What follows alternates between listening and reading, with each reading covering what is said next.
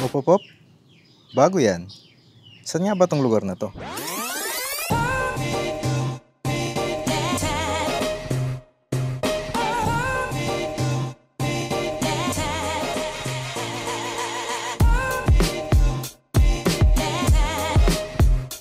So this is Calawagan Mountain Resort na matatagpuan sa Paluan, Occidental Mindoro. Isa to sa mga pinasyalan naming lugar nung nag-Christmas vacation kami sa Mindoro, na ginawan ko rin ng video na of course mapapanood nyo dito sa channel natin. Mahigit 1 oras ang biniyahe namin papunta dito from Mamburao, which is yung capital ng Occidental Mindoro. Tricycle lang sinakyan namin papunta, kaya tingin ko mas mabilis yung biyahe kung nakasingle kayo ng motor or may gamit kayong sasakyan na mas mabilis kaysa sa tricycle syempre.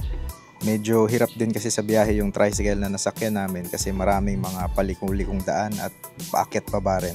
At meron ding mga parte ng dadaanan na hindi sementado. Pero sulit pa rin at masaya yung biyahe kasi along the way napakarami mong makikitang mga magagandang tanawin.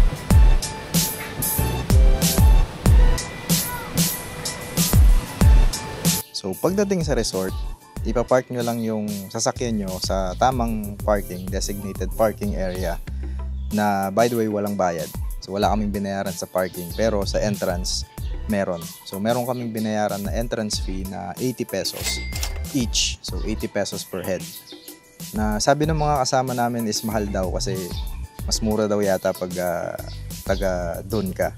Hindi ko alam paano nila bine-verify kung taga doon ka or hindi. Siguro i-judge lang nila based on your looks. Pero yun siya, 80 pesos yung binayaran namin per head. Maganda, presko at nakaka-relax ang lugar.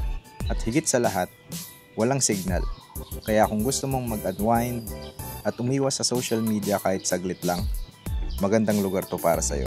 Masusulit nyo pa yung bonding time nyo kasama ng mga mahal nyo sa buhay or sino man yung kasama nyo since wala sa inyong maggagamit ng phone para mag-scroll sa Facebook or any social media. Diba?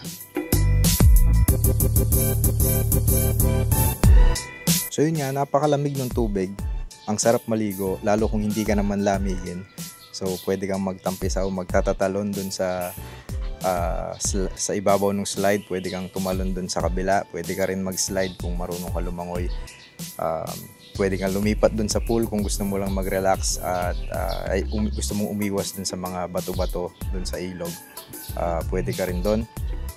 Pero ingat lang kasi nung nagpunta kami dun walang nagbabantay or lifeguard or anyone na pwedeng magbantay sa safety ng mga naliligo. Hindi ko alam kung ganun talaga or tiyempo lang nung pumunta kami is walang lifeguard. Pero ayun, syempre always ingat kahit na may lifeguard dyan. Ingatan natin sarili natin of course.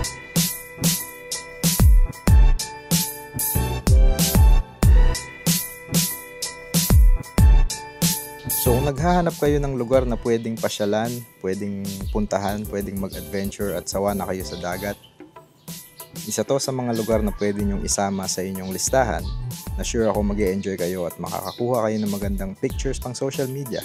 Balak ko bang pumunta dito? Kung oo, comment mo naman yan dyan sa comment section.